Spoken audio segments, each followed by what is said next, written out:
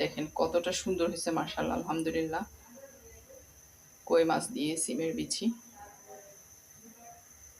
অনেক মজা হয়েছে, দেখতেও অনেক সুন্দর হয়েছে, খেতেও কিন্তু ভীষণ মজার। ভালো লাগলে লাইক কমেন্ট করবেন। কে কই মাছ দিয়ে দেখেন সিমের বিচি রান্না করব কই মাছ দিয়ে। চলেন রেসিপিটাও শেয়ার করে ফেলি।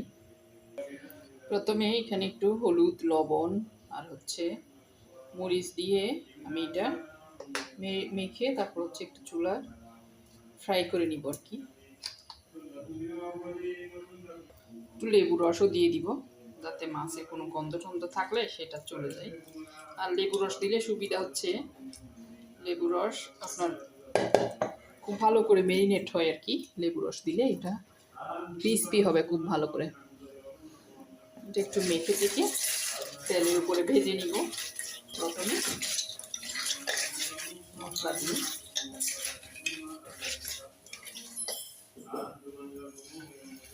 তেলের উপরে দিয়ে দিই সবগুলো, একটু ভেজে রান্না করলে আমার কাছে ভালো লাগে আর কি। যেহেতু একটু উল্টে পাল্টে ভেজে নিব ভালো করে, এপিট উপিট করে। এটা ভাজা হয়ে গেছে মোটামুটি, এখন এটা নামিয়ে নিব, রান্নাতে চলে যায় তাড়াতাড়ি। কড়াই বসাই দিলাম, প্রথমে একটু তেল দিয়ে দিই, সয়াবিন তেল। এখন দিয়ে দিব পেঁয়াজ কুচি, পরিমাণে বেশি দিলে ভালো পেঁয়াজ কুচিটা। এরপরে দিয়ে দিব স্বাদ মতো লবণ, এক এক করে সব মশলাগুলো দিয়ে দিব আর কি। তারপর দিয়ে দিব হলুদের গুঁড়া। সিমের বিচিতে কিন্তু একটু মরিচ বেশি লাগে, একটু মরিচ ঝাল ঝাল হলে ভালো লাগে একটু খেতে। একটু ঝাল ঝাল করে সিমের বিচি রান্না করলে অনেক মজা হয়। এখন মরিচের গুঁড়াও দিয়ে দিচ্ছি, একটু পানি দিয়ে কষাই নিব মশলাটা।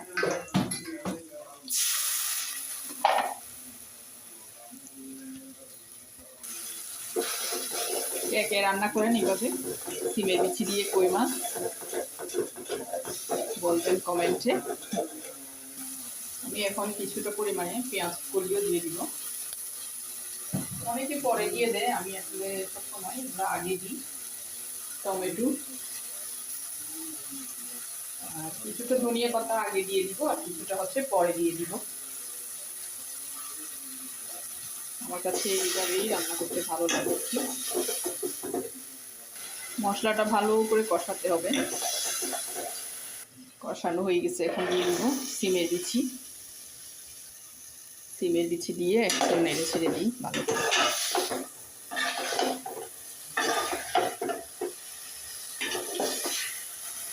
কিছুক্ষণ একটু নেড়ে ছেড়ে ভালো করে কষিয়ে নিচ্ছি। এখন দিয়ে দিব হচ্ছে সেই কই মাছ, ভেজে রাখা কই মাছগুলো দিয়ে দিব। যে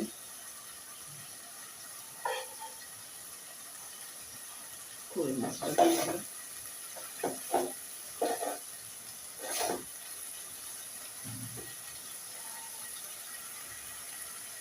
কই মাছ তো সহজে ভাঙবে না, বলে একটু নাড়াচাড়া করে দিলে অসুবিধা হবে না। কই মাছ ভাঙে না সহজে, শক্ত। এখন দিয়ে দিব হচ্ছে ঝোলের পানি।